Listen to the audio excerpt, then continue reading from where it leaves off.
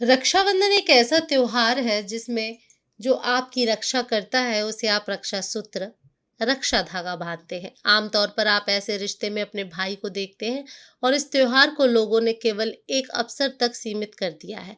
लेकिन पौराणिक कथाओं में इसके कई अन्य दिलचस्प पहलुओं को दिखाया गया है। ये पहलू रक्षाबंधन त्योहार मनाने में मुख्य उद्देश्य को उजागर करते हैं, जिसमें भी बहन के रिश्ते से अधिक इस त्योहार का भाव समाहित है। तो चलिए जानते हैं रक्षाबंधन से जुड़ी कुछ दिलचस्प कथाएं। श्री कृष्ण और द्रौपदी। एक पौराणिक कथा के अनुसार एक बार भगवान श्री कृष्ण के हाथ में चोट लग गई और खून बहने लगा। द्रौपदी ने अपनी साड़ी का एक टुकड़ा फाड़कर कृष्ण के हाथ में बांध दिया, जिससे खून बहना बंद हो गया।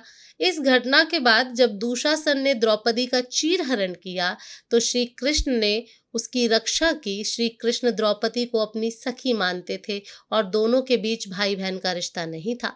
लेकिन श्री कृष्ण ने द्रौपदी के बांधे हुए उस टुकड़े को रक्षा सूत्र समझकर द्रौपदी की रक्षा की। इंद्र और इंद्राणी। एक बार देवताओं और असुरों के बीच युद्ध हुआ जिसमें असुरों ने देवताओं को पराजित कर दिया। तब इंद्राणी ने इंद्र की कलाई पर एक पवित्र धागा बांधा, जिससे इंद्र को शक्ति मिली और उन्होंने असुरों को पराजित किया। माँ लक्ष्मी और राजा बलि। भगवान विष्णु ने 52 अवतार लेकर राजा बलि से 3 पग भूमि मांग ली और उसे पाताल लोक भेज दिया।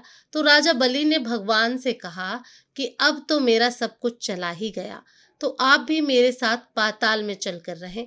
राजा बलि ने भगवान विष्णु से अपने साथ रहने का वचन लिया। भगवान विष्णु बैकुंठ छोड़कर पाताल चले गए। विष्णु जी के इस फैसले से माँ लक्ष्मी परेशान हो गईं। तब उन्होंने एक गरीब औरत का वेश धरा और फिर किसी बहाने उन्होंने राजा बलि को राखी बांधकर उसे अपना भाई बनाया।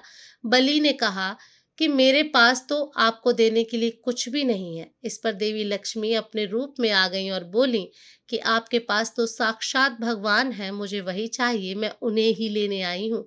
इस पर बलि ने भगवान विष्णु को माता लक्ष्मी के साथ जाने दिया। जाते समय भगवान विष्णु ने राजा बलि को वरदान दिया कि वह हर साल 4 महीने पाताल में ही निवास करेंगे।